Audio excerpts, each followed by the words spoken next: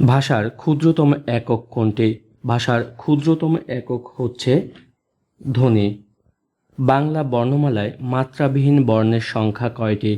বাংলা বর্ণমালায় মাত্রাবিহীন বর্ণের সংখ্যা হচ্ছে 10টি। বাংলা বর্ণমালায় পূর্ণমাত্রা বর্ণের সংখ্যা কয়টি? বাংলা বর্ণমালায় পূর্ণমাত্রা বর্ণের সংখ্যা হচ্ছে 32টি। বাংলা ভাষায় যৌগিক স্বরধ্বনি কয়টি? সঠিক উত্তরটি হচ্ছে 25টি। উক্ত যুক্ত বর্ণটি ভাঙলে কোন দুটি বর্ণ পাওয়া যায়? সঠিক উত্তরটি হচ্ছে জ এবং ইয়। উক্ত বর্ণটির বিশিষ্ট রূপ হচ্ছে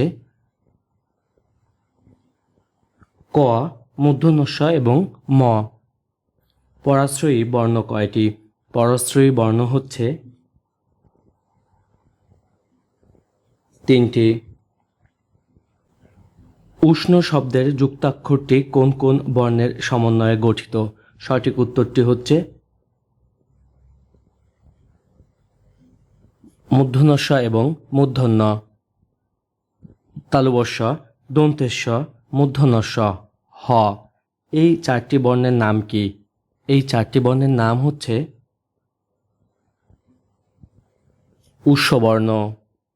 যে ব্যঞ্জনধ্বনি উচ্চারণে মুখ দিয়ে অধিক বাতাস বের হয় ও নিচের চোয়ালের মাংসপেশিতে বেশি চাপ পড়ে সে ব্যঞ্জনধ্বনিগুলোকে বলে মহাপ্রাণ ধ্বনি। নিচের কোনগুলো যৌগিক স্বরধ্বনির প্রতীক? সঠিক উত্তরটি হচ্ছে ওই এবং ঔ। উচ্চারণের দিক থেকে ল বর্ণটি হচ্ছে দন্তবর্ণ। ফলাযুক্ত বর্ণ কয়টি? ফলাযুক্ত বর্ণ হচ্ছে 6টি। নিঃশ্বাসের স্বল্পতম প্রয়াসে উচ্চারিত ধ্বনি বা ধ্বনিগুচ্ছকে কি বলে? সঠিক উত্তরটি হচ্ছে অক্ষর। পাশাপাশি দুটো স্বরধ্বনি এক অক্ষর হিসেবে উচ্চারিত হলে তাকে কি বলে? সঠিক উত্তরটি হচ্ছে যৌগিক স্বরধ্বনি। উচ্চারণের সময় মুখ বিভর উন্মুক্ত থাকে বলে আ কে কি ধ্বনি বলা হয়? সঠিক উত্তরটি হচ্ছে বিবৃত স্বরধ্বনি। নিচের কোন দুটি তারণজাত ব্যঞ্জন ধ্বনি? সঠিক উত্তরটি হচ্ছে র এবং র। ধ্বনিবিদ মোহাম্মদ আব্দুল হাই বাংলা মূল স্বরধ্বনির তালিকায় যে নতুন মূল ধ্বনিটি প্রতিষ্ঠা করেছেন সেটি হচ্ছে এ ধ্বনি। কোন দুটি অঘোষ ধ্বনি? সঠিক উত্তরটি হচ্ছে প এবং ফ। কোনগুলি শীষ ধ্বনি? সঠিক উত্তরটি হচ্ছে তালব্য শ, দন্তস্ব এবং মূর্ধন্য ষ। সিন্ধু বিজয়ের মাধ্যমে কে ভারতীয় উপমহাদেশে ইসলাম প্রতিষ্ঠার পথ সুগম করেন? সঠিক উত্তরটি হচ্ছে মোহাম্মদ বিন কাসিম।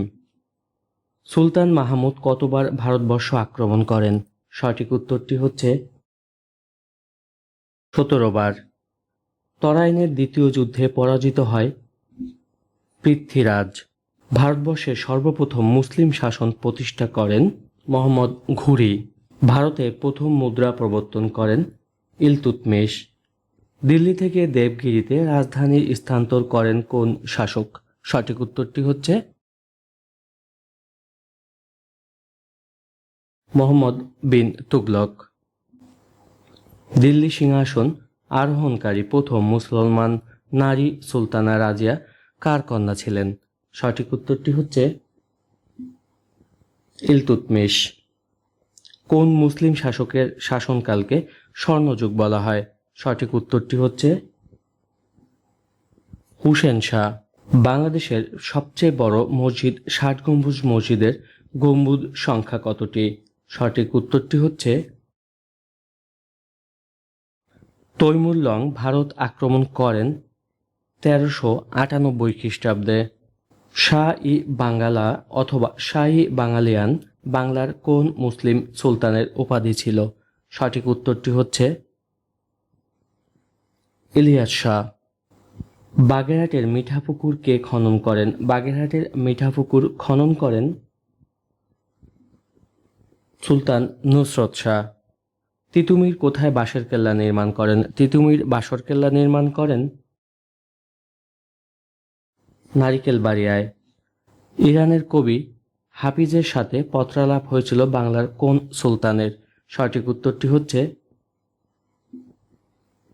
গিয়াসউদ্দিন আজম শাহ।